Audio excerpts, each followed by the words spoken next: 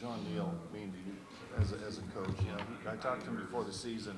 You and Eric were coming off suspensions late last year. Yeah. And he said, hey, I really tried to embrace these guys as my kids almost, you know. And can you talk about that relationship and how he sort of helped you come into this season? Man, our relationship, we grew, and honestly, he never, through the whole suspension and everything, he never just not believed in me. He been there right with me, texting me, letting me know everything's gonna be all right. So, I mean, he had confidence in me, which made me have confidence that I was gonna be all right, which made me want to work harder. Cause, like I said, that is like my I want to say dad. That is like my dad out here, because that's my coach. That's who I'm around. And if anything happened to me, it go through my position coach. It reflects on him. So, I mean, it kind of just made me humble because he did never give up on me. So that kind of humbled me.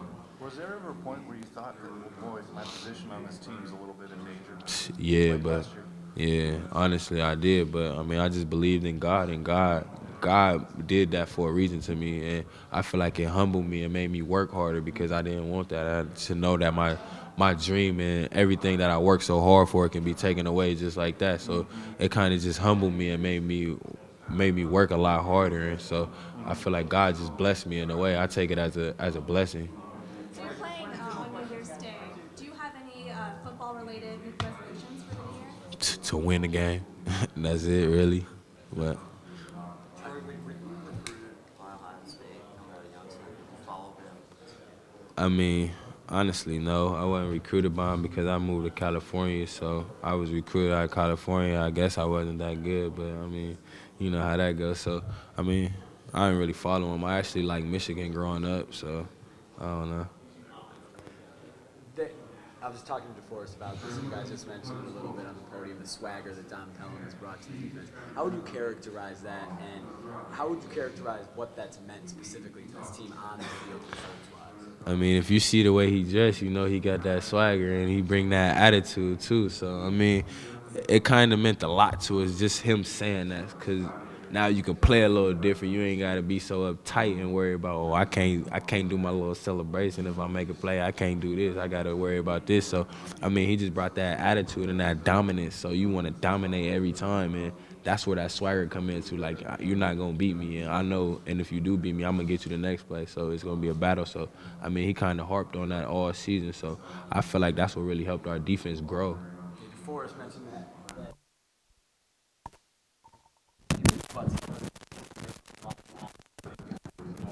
Celebrations arrive. Shouldn't have been. What is that? You know, when you're on the field and you know you can kind of play more free, personally for you, and you can celebrate. Does that make you play better? Does it open you up to being able to play better? Yeah, honestly, I feel like it do because, I mean, that's that confidence. And when you able to celebrate and let all that energy, because you playing with so much passion and you letting that out and you excelling at it, I feel like it kind of make you play better because you want to make that next play. You want to do it again. You want to keep doing so.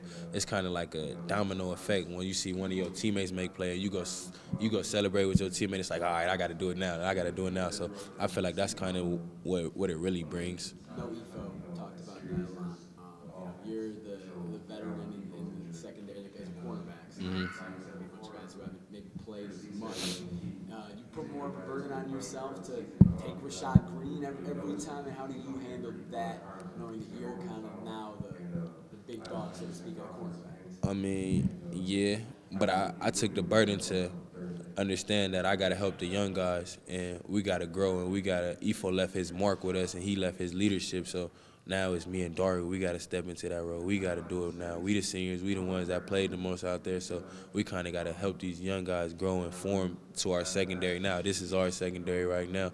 This is what we got. Ifo left his presence. Ifo taught us how to do it, so we're going to take that. We're going to run with that. Have you been, I mean, it's a short amount of time to do that, you know? Have you been able to kind of grasp hold of that leadership-wise in 2 weeks or whatever it'll be?